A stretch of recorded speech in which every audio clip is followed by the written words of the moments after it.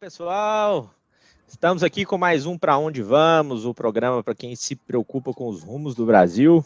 Hoje também recebendo, nesse Dia do Trabalho, esse programa especial recebendo o nosso amigo e convidado, Marcelo Figueiredo Santos, professor, economista, é doutorando lá no CEDEPLAR, UFMG também, é um pesquisador justamente aí do mundo do trabalho, tem uma passagem excelente lá pelo Diese, é uma pessoa muito vinculada às discussões relacionadas ao trabalhador e hoje vem aqui nos brindar com a sua participação, contribuir com o nosso programa, com a nossa discussão e com as nossas reflexões. Novamente aqui, contamos com o Jonas Henrique, economista, que hoje também traz uma reflexão muito importante sobre a questão do emprego, do mundo do trabalho, da perspectiva da cultura, dos artistas. E o nosso amigo aí, o Wallace Pereira, também economista, titular aqui da nossa equipe, assim como o Jonas, para comentar também sobre as questões relacionadas ao trabalho nesse dia que celebramos aí mais uma vez, um dia de muitas demandas, de muitas lutas do mundo do trabalho. Tá certo? Então, vou começar aqui fazendo sempre aquela introdução de sempre, né? Com os números atualizados relacionados à pandemia do Covid. Então, apresentando aqui novamente aqueles números do mundo, né? O mundo hoje já tem confirmados aí 3.321.402 casos. Olhando aquele gráfico da escala logarítmica, né? A gente percebe aqui já que no mundo a pandemia tende, de fato, aí a se estabilizar em termos de novos casos, né, no mundo, contando todos os casos, com um total de mortos aí de 237.180. Né? Os dados específicos do Brasil, vou aproveitar aqui a referência da Johns Hopkins, só para a gente mostrar a curva do Brasil, porque até pouco tempo não... mas já atualizaram, então é bom que a gente pode ver aqui, ó. No Brasil, 91.589 casos, com 6.329 mortes. A gente vê aí que o número de mortes tem acelerado demais nos últimos dias aqui no Brasil. Na escala logarítmica, a gente percebe a curva um pouco mais achatada, mas ainda sinalizando uma tendência de elevação, né? Se a gente pegar um incremento aqui por casos diários, aqui ó, no cantinho da tela, a gente vê que a curva tende a subir, né? Numa semana que ficou muito claro do ponto de vista político aí, que essa discussão sobre a pandemia já está passando, a necessidade de flexibilização, que era um caminho de flexibilização das medidas de restrição social, que era um caminho que, infelizmente, a gente já estava começando a trilhar de uma maneira muito, eu diria, precoce, né, com a elevação dos números de mortes, aí durante essa semana, a gente vê que as autoridades já começam a ficar um pouco mais assustadas, principalmente no Ministério da Saúde, o novo ministro aí do Bolsonaro, que é o Tait, né. Mais uma semana com desdobramentos da crise política gerada pela saída do ex-ministro da Justiça, Sérgio Moro, e é uma semana que a gente também acompanha algumas estimativas, a prévia da inflação do IBGE já mostra, na verdade, um quadro de deflação, com queda aí de 0,01% nos preços, e a deflação, né, muitas vezes quem não é do meio da economia pode pensar, a deflação é a queda média dos preços, né, dos preços gerais da nossa economia. Pode pensar que isso é uma coisa eventualmente boa, mas a gente já afirma aqui que não é, né.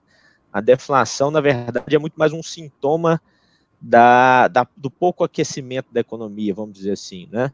É um sintoma vamos dizer assim, a gente fala, né, da falta de demanda, né, ou da estagnação da demanda, o que significa que as pessoas não estão comprando, né, e se as pessoas não estão comprando, os preços têm que cair, e ao mesmo tempo isso significa muitas vezes a sinalização por demissões, enfim, não é um quadro bom, é um quadro preocupante, para uma crise como essa que nós estamos vivendo. Nessa semana aí também, eu queria só pedir quem está com o cachorrinho aí para desligar o microfone para... Essa semana também tem uma novidade ainda no campo econômico. Na verdade, uma meia novidade é aquele projeto que foi aprovado na Câmara para ajuda para estados e municípios, está correndo no Senado, e o presidente do Senado, Davi Alcolumbre, apresentou uma proposta para esse projeto que reduz um tanto significativo o valor dessa ajuda, de 80 para 60 bilhões, e apresenta um item de contrapartida aos estados e municípios que gerou muita polêmica, principalmente com os governadores durante essa semana, que é uma medida já em acordo com a equipe econômica do governo Bolsonaro, né, a equipe lá do Guedes, que seria o congelamento dos salários dos servidores dos estados e municípios que receberem essa ajuda, naqueles termos lá que seria de compensação da arrecadação de ICMS e ISS para esse ano, tendo como referência as arrecadações do ano passado. Né?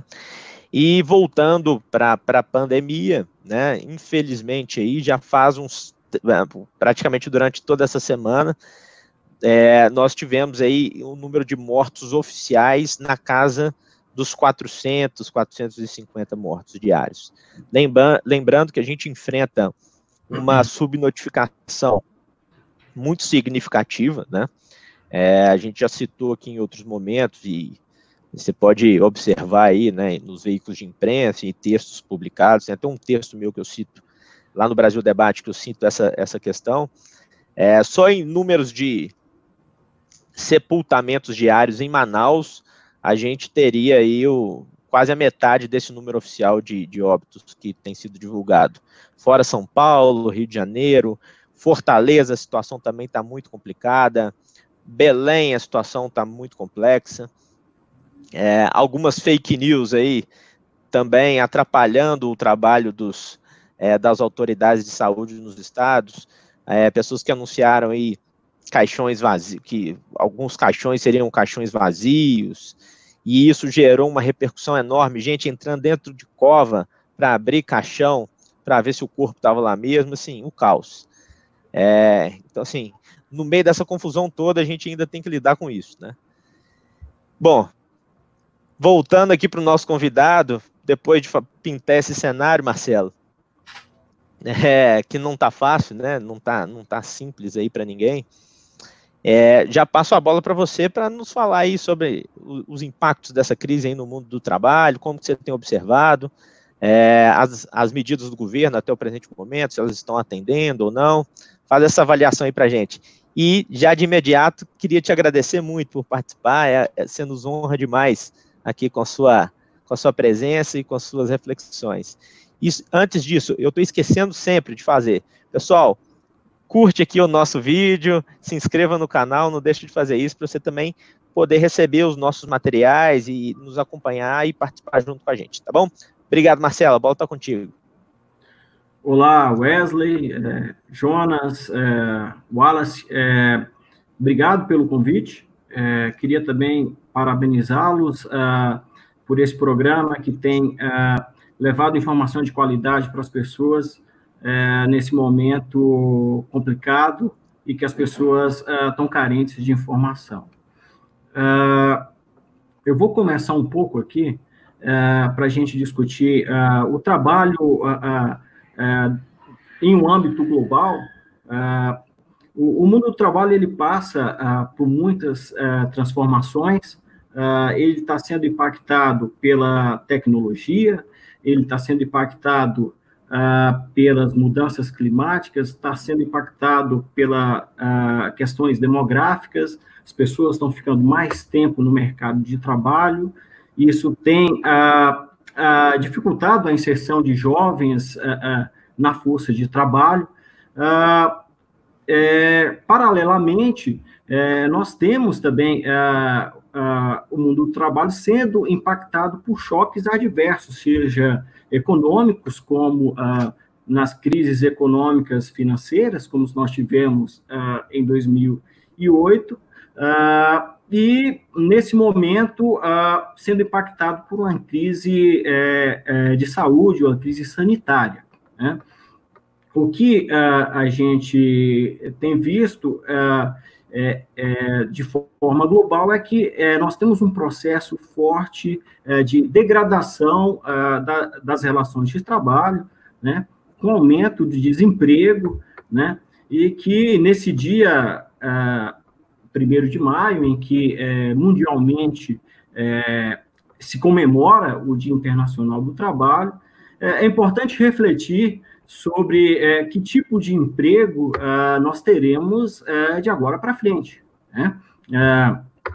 Então, eu queria falar um pouco dessas crises. Bom, nas crises, o que a gente pode evidenciar é que o emprego ele demora muito mais para se recuperar do que o produto.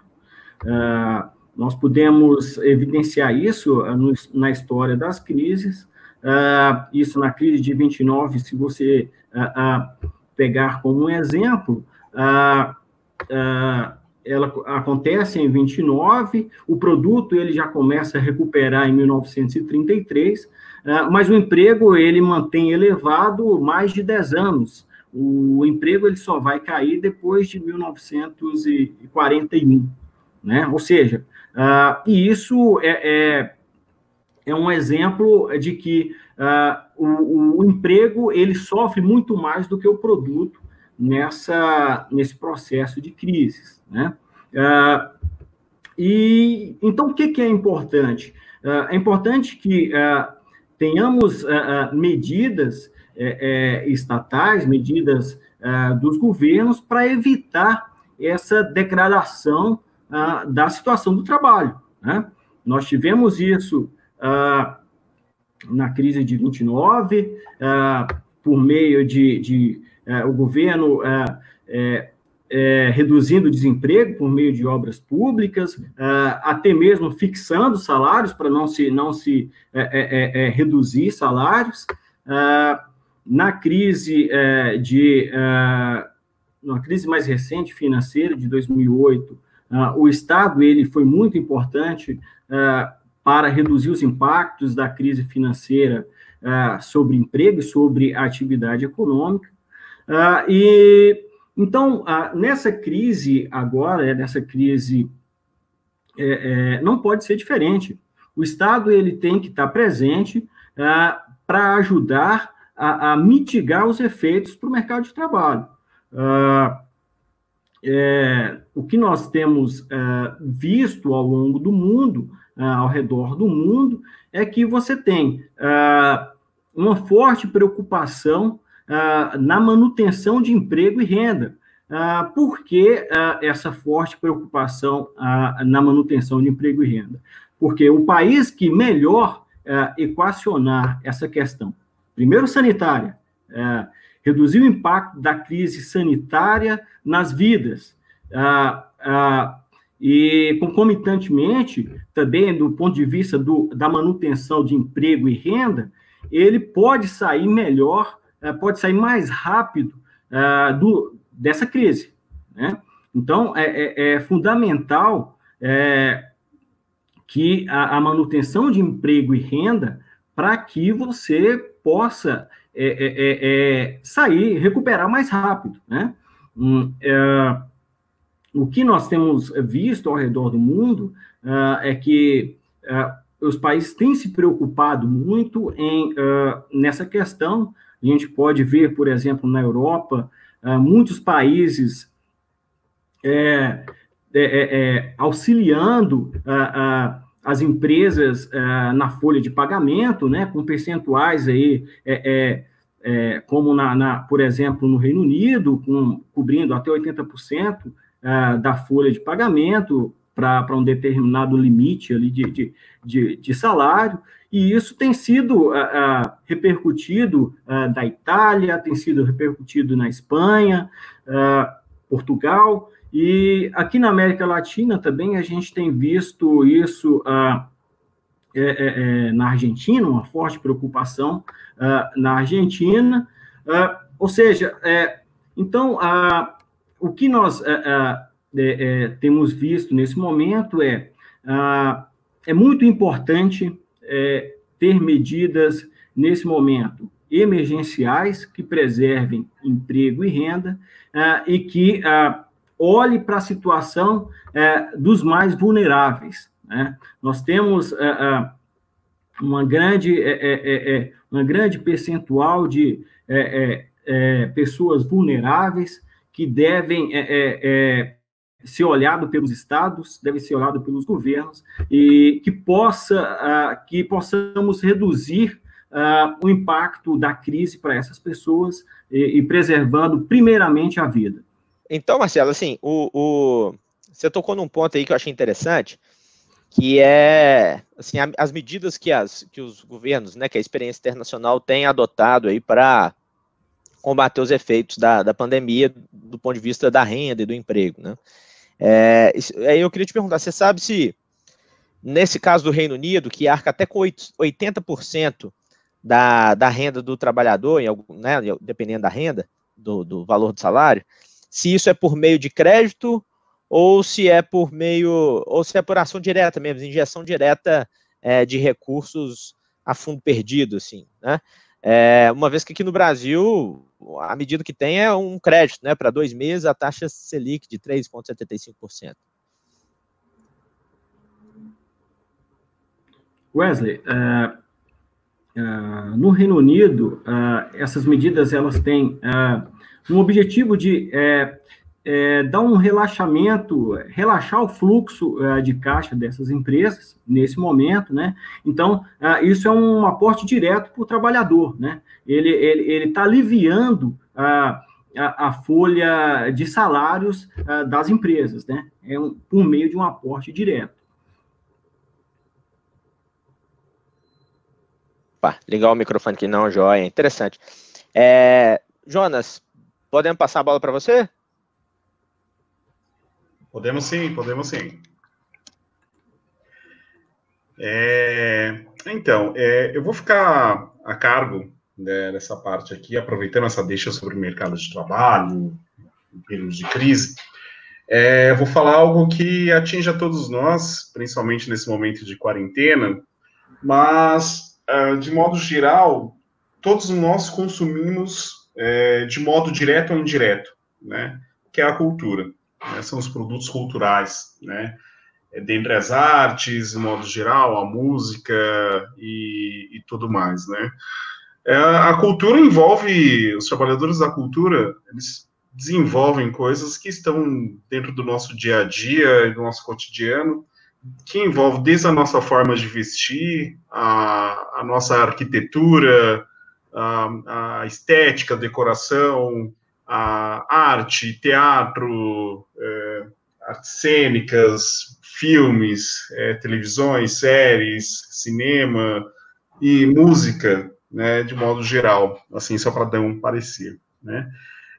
Pensando pelo lado do mercado de trabalho, das pessoas, e olhem que eu não vou nem envolver a cadeia produtiva que envolve tudo isso, eu vou falar somente daqueles que estão trabalhando com cultura de modo direto, né?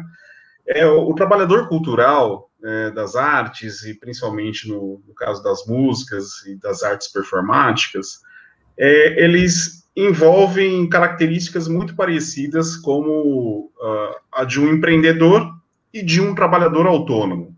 Por quê?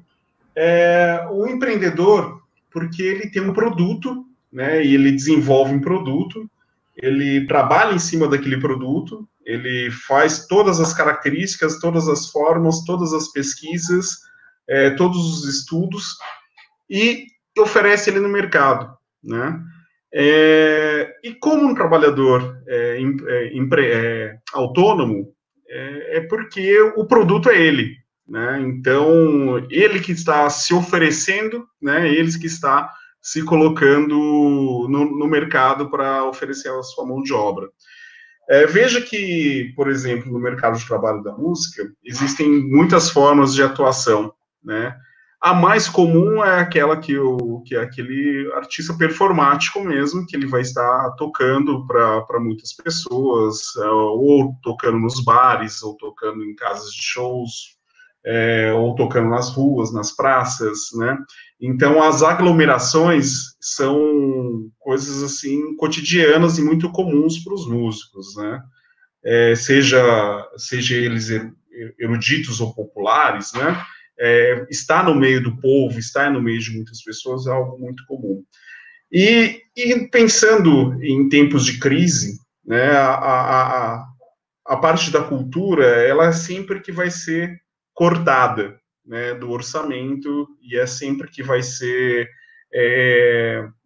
sofrer sempre os primeiros impactos em níveis de crise, porque principalmente nós sabemos que não é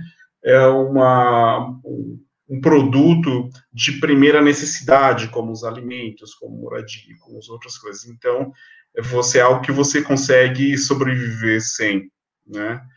Mas, sobretudo, principalmente em tempos de quarentena, nós que estamos em casa, nos resguardando, nós consumimos muito a cultura, né? Estamos assistindo muito mais séries de televisão, assistindo muito mais lives de todo tipo, informativas e programas como os nossos, assim, né? E também consumindo muito mais música, né?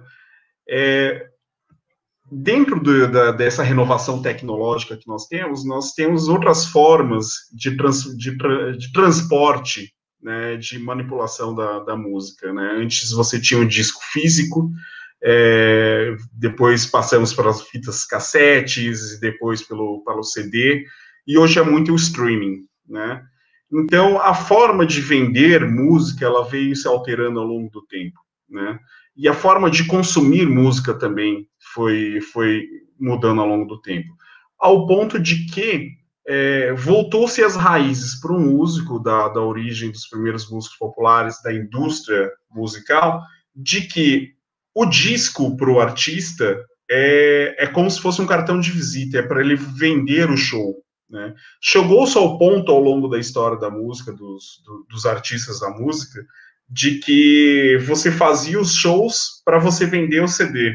E o CD, ou o LP, ou enfim, né? Vamos chamar de CD. Para você vender o seu CD, e esse era o seu grosso da sua arrecadação. Isso fazia com que você pudesse ter uma poupança maior, enfim. Quem quisesse consumir determinado artista, ele tinha que comprar o disco daquele artista, né? Hoje, o CD ele vende muito pouco, então o artista ele depende muito, né, das suas performances ao vivo. Isso que eu estou falando de performance ao vivo, eu digo mais para a questão e venda de CDs também, mais para a questão daqueles que são celebridades, né, que estão no topo da pirâmide dos músicos, né. Mas pensando no grosso da população que trabalha com música, são aqueles que acompanham os músicos, os artistas, né, que são os sidemans, né, que quando você vê uma live ou um show de um artista, de um cantor, você vê que tem uma equipe muito grande atrás ali, que são os músicos que acompanham. Ele não é o artista, né, principal, mas ele ganha a vida a partir daquilo que o artista paga para ele, principal, paga para ele para estar acompanhando e fazendo as apresentações junto com ele. Qual que é o grande lance? A partir do momento que ele não tem essas apresentações ao vivo, que seria o grande grosso, né, da arrecadação, a sua arrecadação mesmo, a sua receita, ela cai para zero, né? Então, ele depende muito dessas apresentações ao vivo e depende muito daquilo que é o seu produto que ele está apresentando e executando ao mesmo tempo. As pessoas consomem ao mesmo tempo que o produto é produzido, digamos dessa forma, né? É algo muito complexo para a gente entender, mas quando nós formos ver em quesitos práticos, ela se torna um pouco mais simples para a gente ver pelo seguinte aspecto. O músico, o trabalhador da música, ele tem muitos investimentos na carreira, eles têm equipamentos que custam super caro, ele tem uma dedicação enorme de estudo e de tempo para ele estar trabalhando, né? Mas, em contrapartida, ele não consegue registrar isso hoje e ter o seu sustento a partir do registro, né? Aí o que acontece hoje, como alternativas em tempos de coronavírus e de pandemia, muitos artistas estão apostando nas lives, né, na internet, nas redes sociais, no YouTube, enfim, em várias plataformas, como forma ou de arrecadação, que é no caso das celebridades, ou de manter o seu público, né, ou de tentar atingir outras pessoas para que no futuro isso volte a ter um certo nível de arrecadação para ele consiga voltar a ser lembrado, né, vamos dizer dessa forma. Quem realmente ganha dinheiro com essas lives são aqueles artistas que já são celebridades, que as grandes marcas, as grandes empresas vão apoiar eles, né? A gente tem os grandes sertanejos aí brasileiros fazendo muitas lives, né? E a gente percebe que tem muitos patrocínios de bebidas, patrocínios de algumas marcas que simplesmente pagam para aparecer nessas lives, né? É como se fosse um grande reality show, né? A grande massa trabalhadora dos músicos, eles não abrange tanto público assim, né? Para que gere interesse e desperte interesse das grandes marcas patrocinarem. Esses que eu estou me referindo, essa grande massa trabalhadora, eles não conseguem arrecadar nada nesse momento, né? Então, o que acontece? Eles tentam fazer determinados streams ou reservar esse momento de quarentena ou para produzir conteúdos novos, né? Para disponibilizar no futuro, se reorganizar ou estudar ou alguma coisa assim, ou manter o público. O grande problema disso é que ele não tem nenhum tipo de arrecadação, né? Nós passamos de um momento de quarentena que muitos músicos ainda não conseguem ter acesso a esse auxílio emergencial do governo, e eu digo isso com propriedade, que conversei com muitos músicos e alguns deles também não conseguiram ter acesso, né? Outros, talvez, com renda um pouco maior, né? Mas por ter determinados níveis de formalidade, né? Como por ser microempreendedor individual, por ter um CNPJ, alguma coisa assim, eles conseguem justificar e o governo tem liberado, mas aquela grande massa de autônomos que trabalham na música, eles não conseguiram ter acesso ao auxílio emergencial e estão dependendo de seus familiares, dependendo de ajudas de terceiros e dependendo de vários auxílios assim que não vêm do Estado e realmente passando necessidades. E o que acontece? O músico, para se manter, né, ele passa a vender os seus equipamentos, vender os seus instrumentos, né? Se você tem 2 instrumentos, 3 instrumentos, você vai ficar só com um, né? E tentar postergar isso o quanto for necessário para poder se manter e ter um certo nível de dignidade nesse período de quarentena e de pandemia. É muito triste a gente pensar e refletir dessa forma, porque é um momento que todos nós estamos consumindo cultura. É um momento que todos nós estamos em casas reclusos, assistindo muitos filmes, assistindo shows, assistindo seriados, assistindo vários tipos de performances artísticas, mas é triste por saber, por outro lado, que a grande massa dos trabalhadores, dos artistas, aqueles que realmente produzem música e acompanham os grandes artistas, estão passando necessidades, estão em sérias dificuldades e sem ter acesso aos auxílios governamentais. Pois é, excelente reflexão, Jonas. Eu ia até te perguntar isso, assim, né? Você acabou falando no final. Me parece que, do ponto de vista governamental, não existe uma medida voltada especificamente para esse meio, né? Que tem sofrido tanto. É complexo do ponto de vista desse governo, porque é um momento que no mundo inteiro, né, entende-se os trabalhadores da cultura, da arte, da música como uma parte muito importante no produto interno bruto, né? Porque, como eu falei antes, os trabalhadores da cultura, eles estão... Você consome cultura de modo direto ou indireto todos os dias. Então, por exemplo, até mesmo os ouvintes dessa fala, desse programa, no início do programa tem uma música, no final tem uma música também. Isso é uma produção, né? Foi um músico que fez isso, né? Então, mesmo direto ou indiretamente, tem uma produção artística em todos os lugares, né? Quando você vê um software, você vê determinados desenhos. Quando você abre o seu sistema operacional, tem uma imagem no fundo, né? Seja uma foto, seja um gráfico. Foi um artista que fez aquilo, né? Então, nós consumimos cultura de modo direto ou indireto. E só que a visão política que tem esse governo é uma visão muito para trás, digamos assim, né? Muito retrógrada, ou uma visão que vem, talvez a gente pode remeter até à Grécia Antiga, né? Que tudo é trabalho, só aquilo que faz suar a camisa e não é esporte, né? De resto é tudo lazer, né? Isso se estende para o trabalho intelectual para as universidades e para todo o trabalho mental, digamos assim, né? Então, se torna muito complexo porque o atual governo não tem a noção da grandeza que é o trabalho cultural brasileiro, da riqueza que é e do que representa em termos econômicos, né, e o que movimenta isso, né?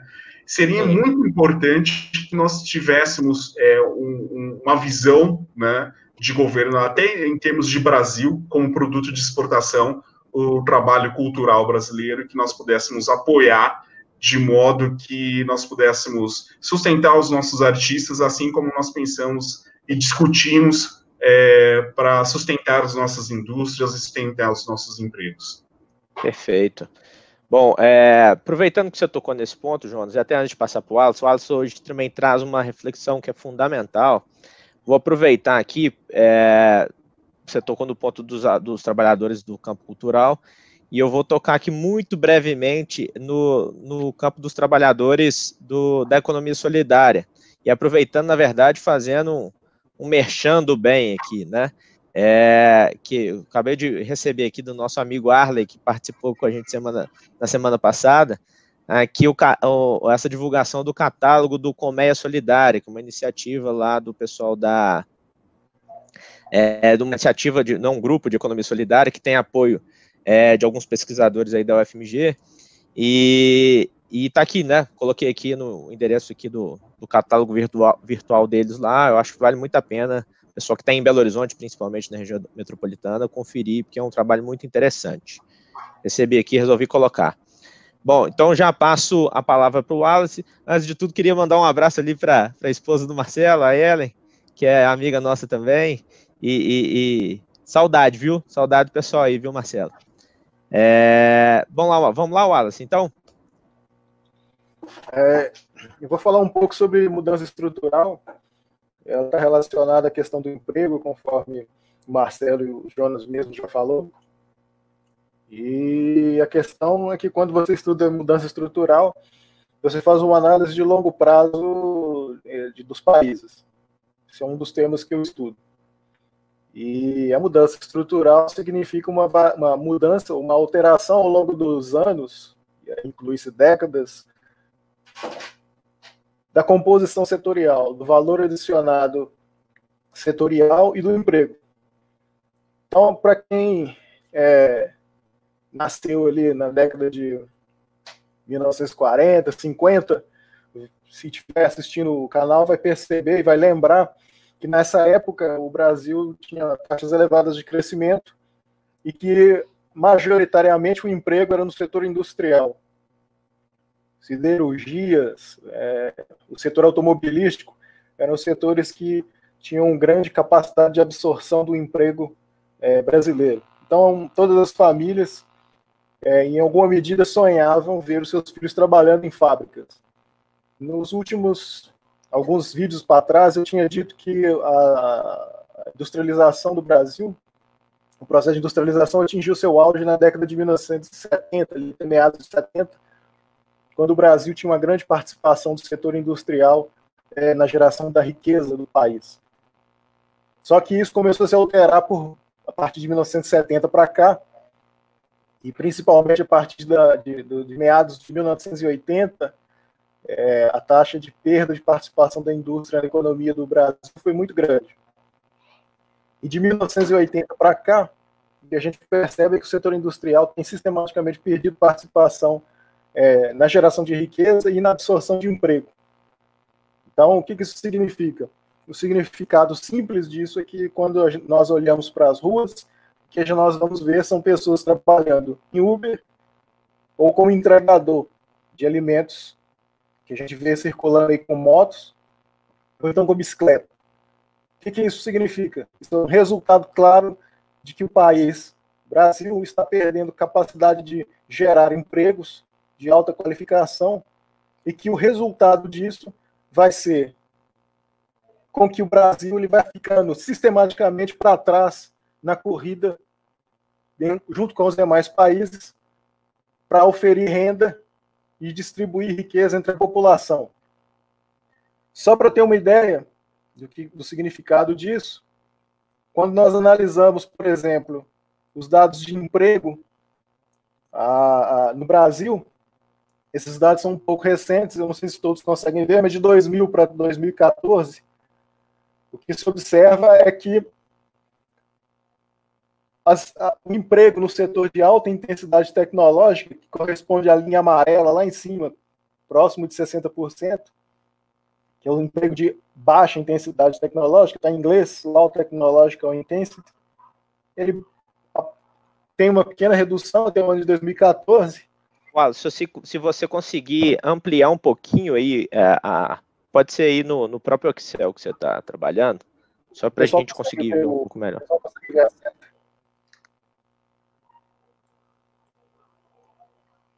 Deixa eu tentar fazer uma.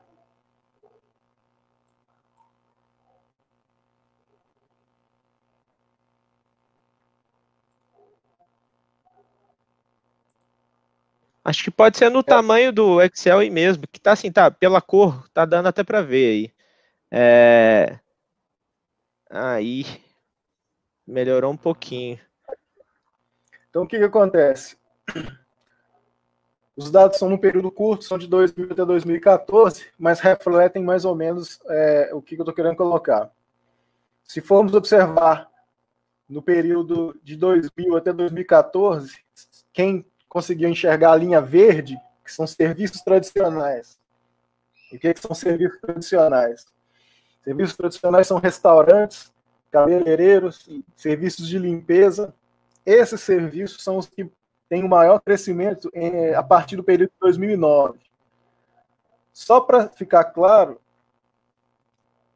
os empregos que correspondem, que estão inseridos nesses serviços tradicionais, são ali 60%, ocupam 60% do total de empregos no país. Então, boa parcela da população está trabalhando em serviços tradicionais, restaurante, corte de cabelo, limpeza.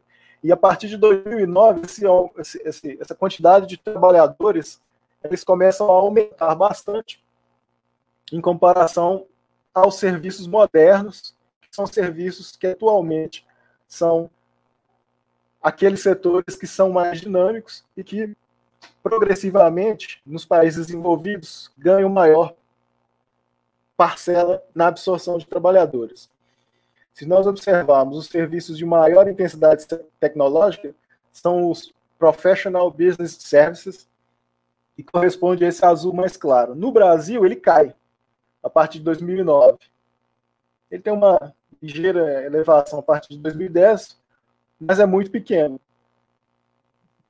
Então, o que se observa é que no Brasil, além de nós estarmos perdendo emprego, os brasileiros estarem perdendo, o Brasil está perdendo participação no emprego da indústria, no emprego, o setor que mais absorve trabalhadores são serviços tradicionais. E serviços tradicionais são serviços que têm uma remuneração muito baixa.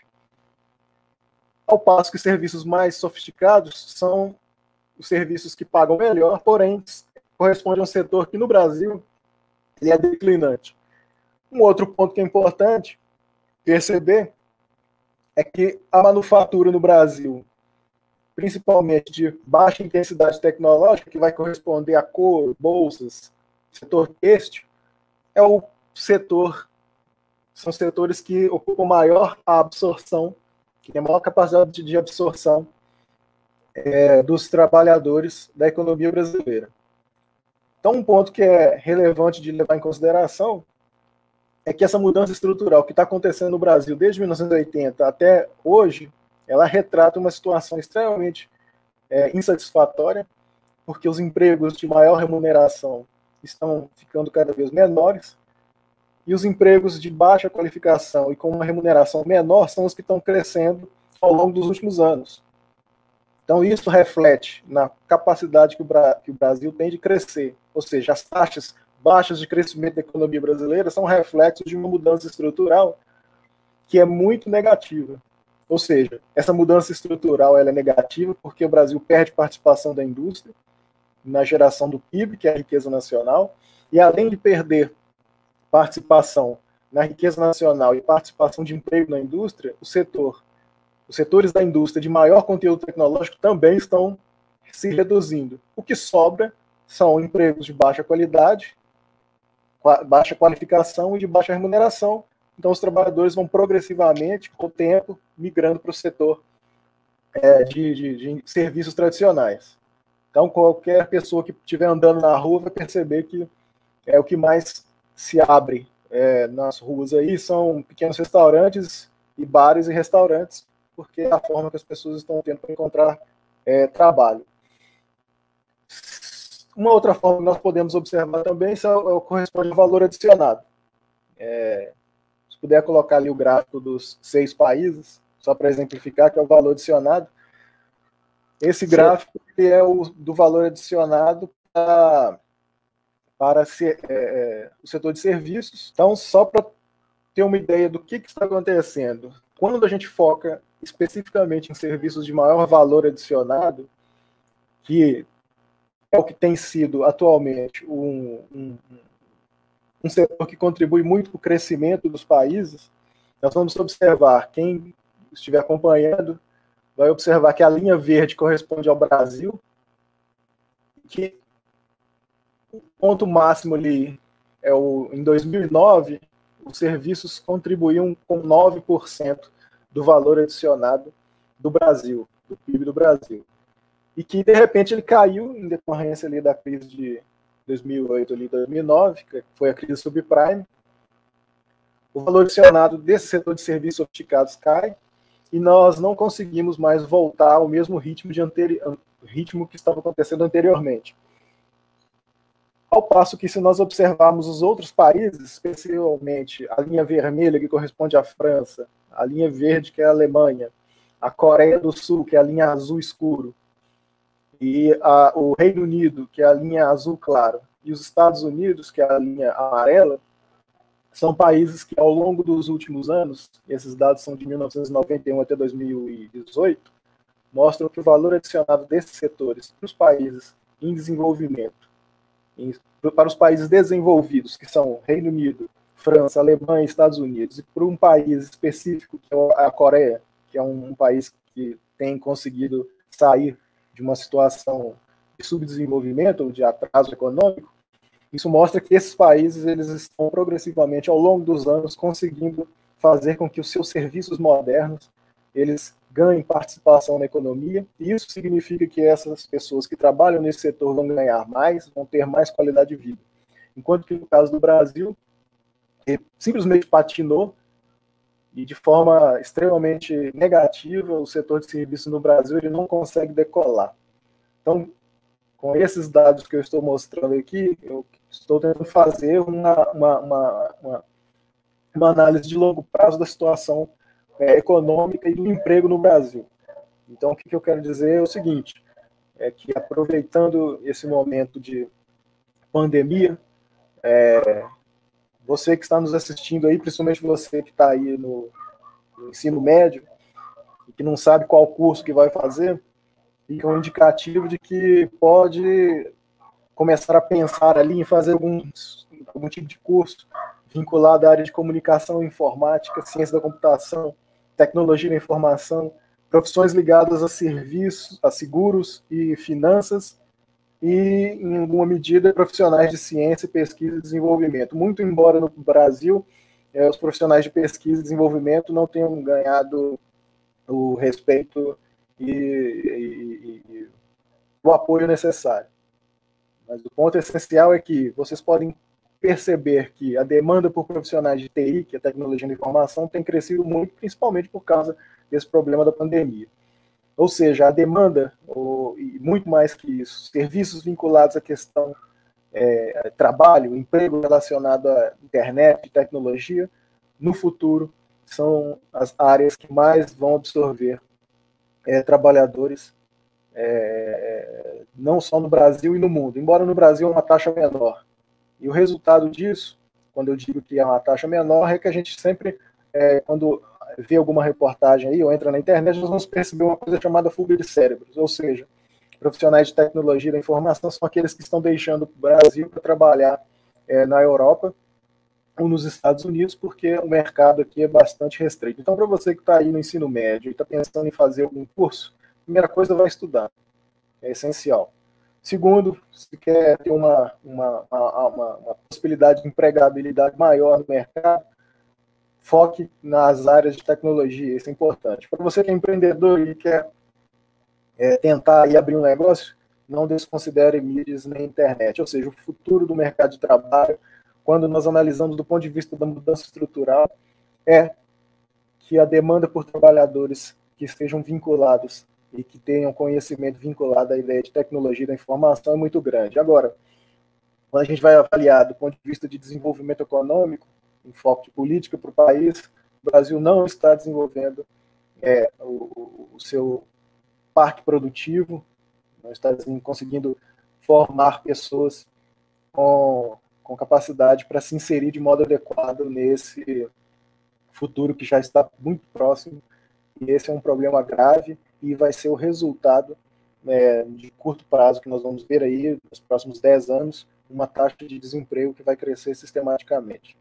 Então, a preocupação tem que ser com relação ao futuro, e essa pandemia é um momento que, mais uma vez, ela mostra a necessidade de que as pessoas têm de buscar uma qualificação, tentar se inserir no mercado de trabalho, e, por outro lado, também mostra um problema muito sério que o país enfrenta, que é o fato de que a sua infraestrutura, a infraestrutura do Brasil em termos tecnológicos de acesso à internet é muito deficitária, e isso afeta decisivamente o crescimento econômico do país. Mais uma vez, eu gostaria de colocar aqui e reforçar que o baixo crescimento do país ele decorre de uma série de problemas, sejam eles institucionais, educacionais, e esses problemas institucionais, educacionais, de investimento, tanto em capital físico quanto investimento em educação, eles estão refletindo a extrema dificuldade que o país tem de conseguir avançar de modo consistente. Então, a ideia que eu queria colocar é essa,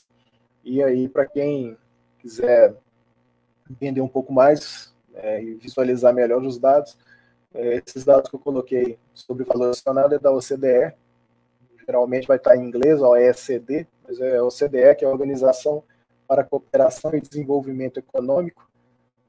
Lá tem esses gráficos e os dados disponíveis. A gente coloca o link aqui na descrição do vídeo. Isso. Então é bom que as pessoas se atentem para isso e, no limite, dada a situação extremamente diversa, com o avanço da tecnologia, o mundo do trabalho vai ser caracterizado aí por redução do número de postos de trabalho e vai paulatinamente forçar as pessoas a ter que se qualificarem ou então partir aí para o seu próprio negócio. É isso. Excelente, Wallace, muito bom. E aí eu vou até te fazer uma pergunta e eu quero que você guarde ela para a sua reflexão final, tá? Nesse quadro que você apresentou, eu acho que está muito visível, né, que a economia brasileira tem um problema estrutural de perda de complexidade que se reflete aí no mundo do trabalho, como você bem disse.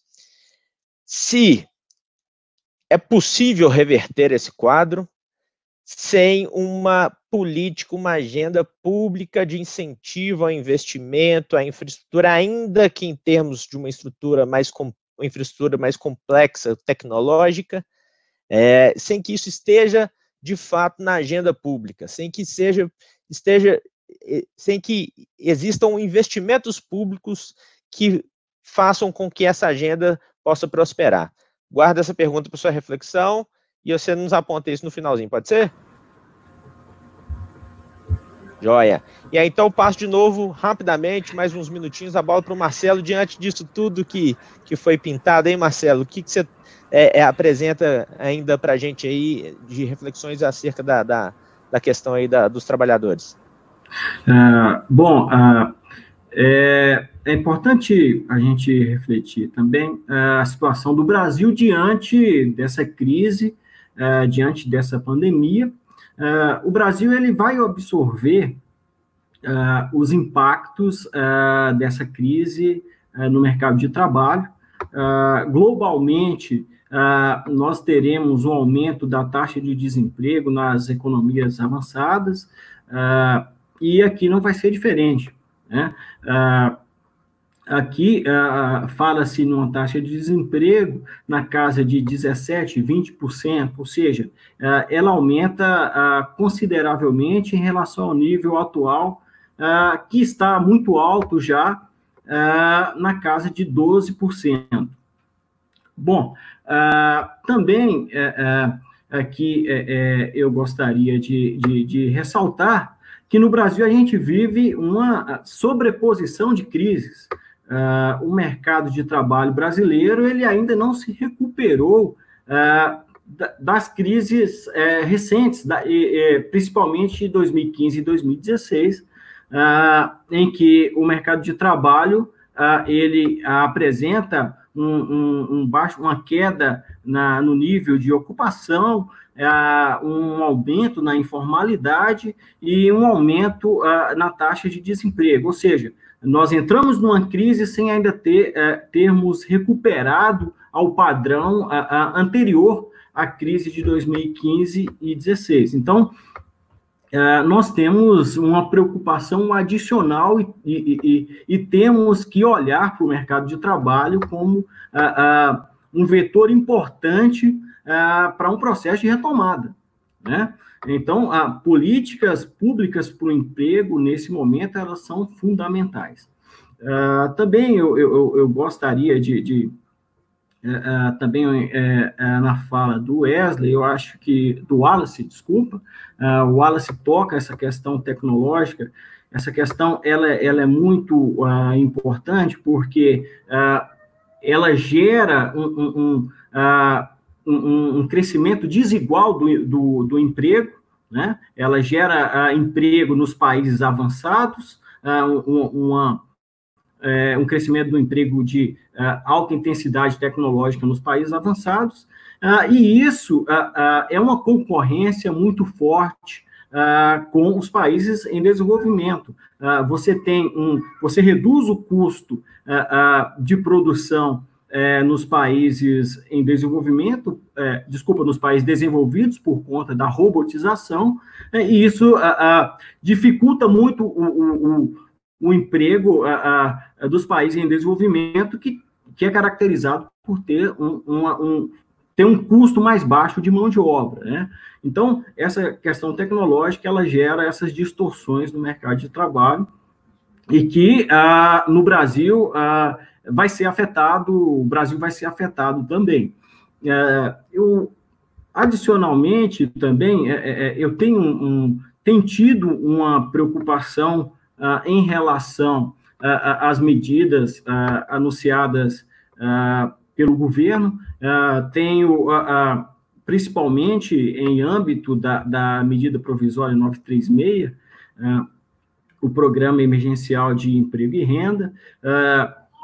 Tenho uma grande preocupação, porque ele não mantém emprego e não mantém renda, né? Ele permite uma redução de salário, ele permite até as empresas demitirem, se pagarem uma indenização, né? Então, tenho tido muita preocupação, porque ele permite a redução ele não tem muitos critérios para essa redução. Numa empresa, o trabalhador que ganha R$1.000, ele pode ter a mesma redução do que um trabalhador que ganha R$10.000, né? Uma redução de 25% para um trabalhador que ganha R$1.000 é muito mais impactante do ponto de vista econômico do que para um trabalhador de R$10.000, né? Então, tem uma preocupação com essa questão das medidas até agora, que,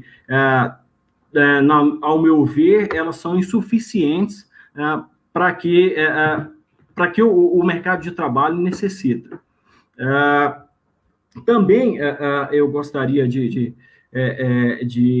ressaltar que eu tenho tido muita preocupação com a questão do trabalho, tanto pela questão de não ter uma diretriz, o governo não tem uma diretriz para o trabalho, haja vista que você não tem um Ministério do Trabalho, isso é muito preocupante.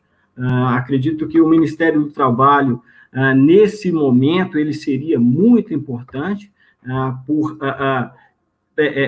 pela interlocução que ele poderia gerar com governo, empresas e trabalhadores. Isso seria muito importante, porque essas instituições, elas juntas poderiam criar melhores soluções para a crise, e é importante ressaltar que nós temos que pensar não apenas no momento de crise, mas temos que pensar no futuro, porque um choque como esse, ele aumenta o desemprego, e esse desemprego de longo prazo que pode gerar, ele traz consequências muito ruins para os trabalhadores.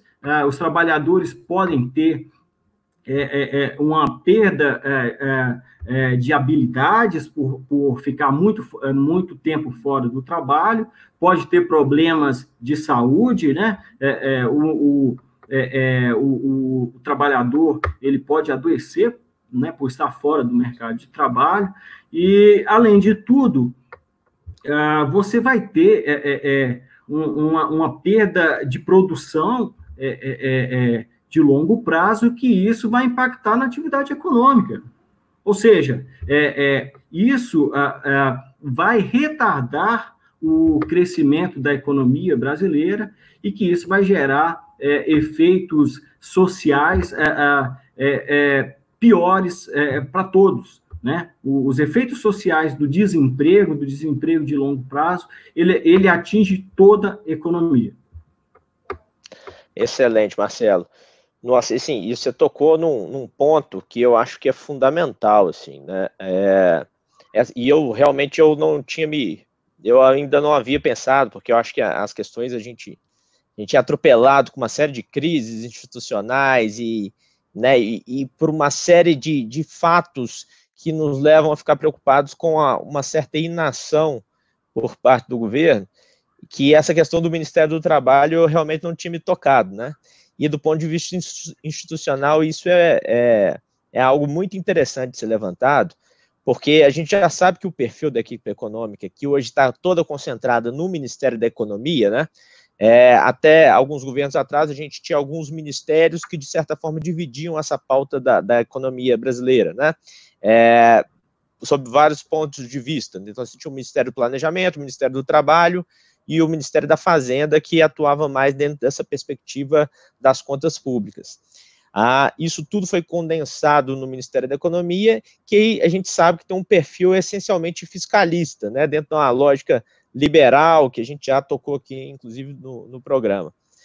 E essas questões de maior sensibilidade, inclusive para o mundo do trabalho, elas ficam menos propícias de que se gere um contraponto dentro do próprio governo, né, para que se leve a algum tipo de medida diferencial. Então, muito interessante isso que você levantou. Bom, Marcelo, aqui a gente tem uma tradição, já partindo para o fechamento, que é de perguntar aí né, entre nós, de nos fazer essa pergunta e perguntar para os nossos convidados qual que é o nosso rumo, né, para onde vamos. Então, hoje eu queria combinar aqui, a gente começa, eu já parto aqui, já ponho minha reflexão sobre para onde vamos, a gente segue naquele fluxo por Jonas, o Wallace, e fecho com você, Marcelo, pode ser? Pode ser. Então, olha só, para onde vamos, né? Para onde vamos? Eu, diante de tudo que vocês falaram e hoje, eu acho que a gente tem uma expressão na economia, né? Que é muito comum na economia, que é aquela do latim, né? O ceteris paribus, né? Que significa tudo mais constante. E veja lá, né? Eu sou um economista nem tão ligado assim aos jargões da economia, vamos dizer assim. Mas eu estou levantando isso agora porque ceteris paribus, né, tudo mais constante, no caminho que nós estamos traçando, eu vejo o seguinte, nós não vamos reverter uma situação que está dentro da abordagem que o Wallace hoje fez, né, que é de perda de complexidade e uma crise estrutural da economia brasileira mesmo, sem que haja uma agenda de investimentos públicos e uma agenda concreta de planejamento regional, né, que a gente consiga, né, trabalhar e, de certa forma, planificar mesmo a participação das nossas regiões, também trabalhando no contexto dos problemas que cada uma delas enfrenta. Então, eu acho que é fundamental. Então, sem isso, a gente vai caminhar para um sentido aí que é muito nefasto, né? Que vai culminar numa tendência que a gente já está observando, que é essa de trabalhos menos qualificados. Eu disse aqui pouco tempo atrás, né, no início do programa, que a gente já está aí com um quadro de deflação, né, que é um indicativo de recessão. Na verdade, antes da crise do coronavírus, a gente já estava namorando essa deflação, né? No segundo semestre de 2019, a gente já via que a economia está extremamente paralisada, não tem um consumo das famílias, que é um dos motores importantes, né? O investimento em níveis baixíssimos e cada vez mais baixos em termos de proporção do PIB. Enfim, e sem o investimento público, que já não acontece, aí eu arriscaria dizer, desde pelo menos 2013, 2014, né, ser um investimento público organizado e voltado à resolução dos problemas do Brasil, a gente não tem muita saída para esse quadro de crise. Então, assim, ceteris paribus, né, tudo mais constante, o nosso caminho não é bom, né, com as medidas que estão sendo tomadas, nosso caminho não é bom. Né? O plano, o Pró-Brasil aí, que sinalizou na semana passada, o Braga Neto, né, que é o secretário de governo lá do Bolsonaro, sinalizou para uma necessidade de investimentos públicos. Isso rapidamente foi sufocado, e essa semana já deram um indicativo de que o Pró-Brasil não vai acontecer mais. O ministro Paulo Guedes falou que que se acontecer os investimentos, serão contando com investimento público. Eu não conheço na história casos de uma economia deprimida, como está ocorrendo com o Brasil, um investimento privado acontecer, principalmente num quadro de pandemia, né, onde cada país vai estar correndo atrás do seu, para ser bem direto aqui com quem está nos escutando, né. Então, o investimento privado nesse cenário é algo, assim, quase que só é possível por meio de oração, já que se a gente quiser apelar para esses meios, né. Então, o caminho não é bom. Então, essa é a reflexão que eu queria colocar, tá certo? Então, eu já passo a bola para o Jonas.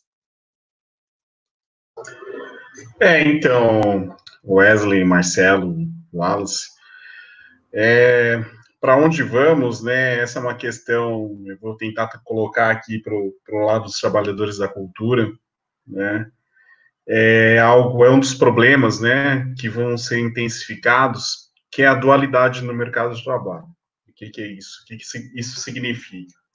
O cara que é músico, que é artista de todas as áreas, ele vai estar, para permanecer trabalhando na cultura, ele vai estar submisso a condições de subemprego, e, para tentar sobreviver, ele vai estar submisso a condições do mercado de trabalho no setor de serviços, muito provavelmente. E é uma precarização do trabalho por ambos os lados, porque esses trabalhadores que estão na cultura vão estar submissos a trabalhos de subempregos ou trabalhando de graça, né, prestando seus serviços de graça para permanecer, ou e ir para o mercado de trabalho convencional, em serviços de aplicativos e coisas do gênero, se ele não tiver nenhuma outra formação, né? Isso é algo muito triste, porque nós estamos desperdiçando muitos talentos. Em épocas de recessão, você puxar alternativas da nossa criatividade, da nossa cultura, como insumos produtivos e incrementos do produto interno bruto, do produto nacional, é algo muito importante para dar alavancar a economia, né? Até mesmo como aspectos de desenvolvimento endógeno, né? E de fazer circular a renda em determinados pontos. Isso até mesmo em questões pós-pandemia, porque uma economia em recessão, a gente... É triste você continuar falando dessa forma, mas a gente parece que somos os mensageiros do apocalipse, né? Mas a nossa leitura enquanto economista não é diferente, principalmente, assim como bem frisou o Wesley, né, se tudo permanecer constante, né, nos ceteris paribus, pelo lado do trabalho da cultura, eu vejo que nós vamos ter muitos talentos e muitos produtos, ou possíveis produtos culturais para serem disponibilizados no mercado, jogados ao ralo, e porque nosso governo não tem a mínima sensibilidade de entender ou de visualizar isso, assim como o resto do mundo inteiro, o mundo desenvolvido, Europa e Oceania, Coreia, né, e Japão tem feito isso de forma muito brilhante, né? Então, infelizmente, a gente vai para uma precarização mais ainda no mercado de trabalho dos trabalhadores culturais, que vai ser essa dualidade. Wallace, para onde vamos, meu caro? Você tinha me feito aquela pergunta lá se era possível desenvolver algum tipo de política. Olha, em termos de política, existem políticas e políticas. 2 pontos. Existe política de planejamento, por exemplo, mas planejamento pode ser só um planejamento no papel ou um planejamento que é executado.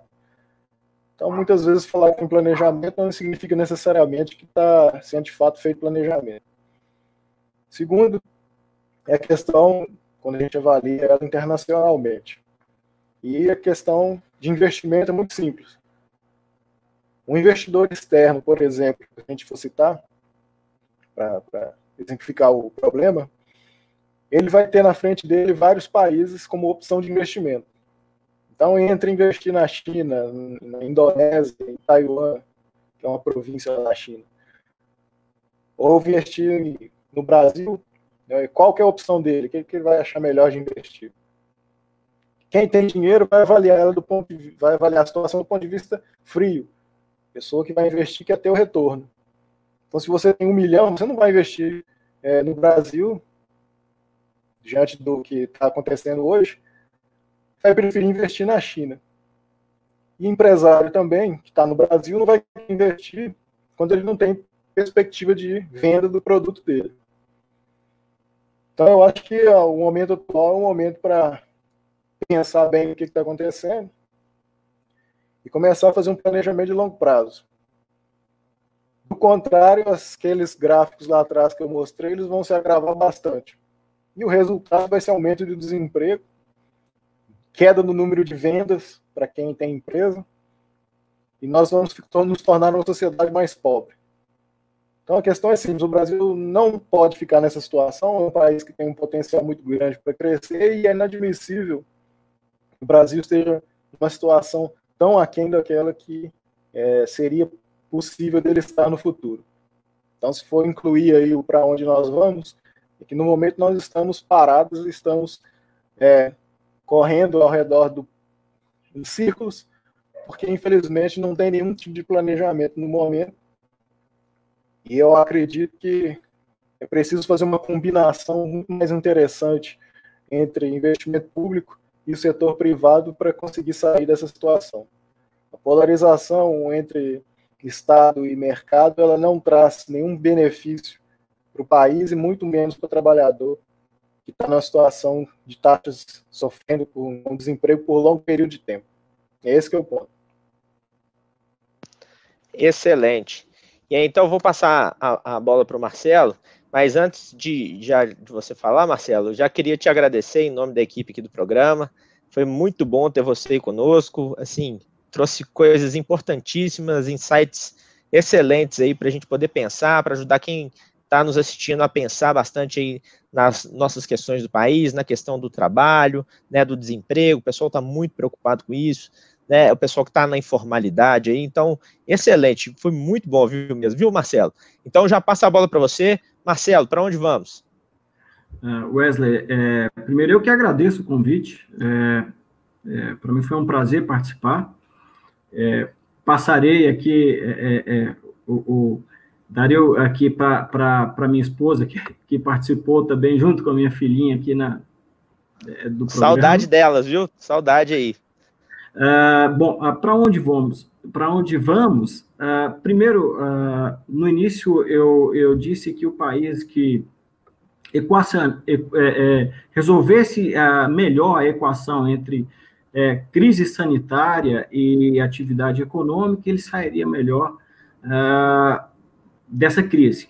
Bom, em primeiro lugar, primeiro nós temos que resolver o problema sanitário, preservar vidas, e ainda estamos no momento de ascensão dessa pandemia, então temos que cumprir o isolamento social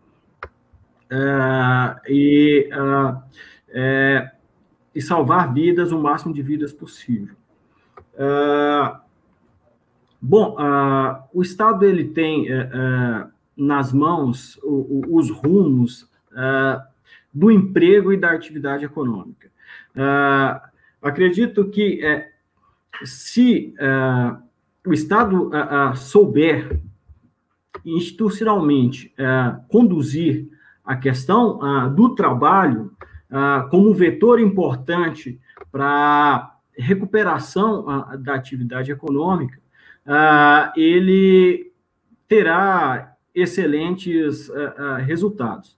Fora disso, se não cumprir isso, nós teremos um desemprego elevado e uma recessão, uma depressão, né, de um caráter de longo prazo. Então, nós estamos nessa travessia, uma travessia muito difícil, e que ainda eu torço para que se tome medidas que venham nesse sentido, de melhorar o emprego, medidas que venham no sentido de melhorar a educação dos trabalhadores, né? Não reduzir os recursos para a educação, medidas que venham no sentido de criar empregos de qualidade, de que a gente possa criar empregos de alta intensidade tecnológica. Então, Wesley, a questão é essa. Nós estamos nessa travessia e acredito que o emprego ele é fundamental, medidas de recuperação do emprego, uma política realmente para o trabalho, ele é fundamental para definir o futuro do país, de forma que preserve empregos, de forma que preserve renda e que possa construir um processo de recuperação mais rápido. Fora disso, nós teremos uma situação muito difícil nos próximos anos. Excelente! Bom demais, Marcelo. Portas abertas, viu, meu irmão? Sempre que quiser, só chegar aqui para falar mais um pouquinho aqui com a gente, tá bom? Muito obrigado, pessoal. Até a próxima.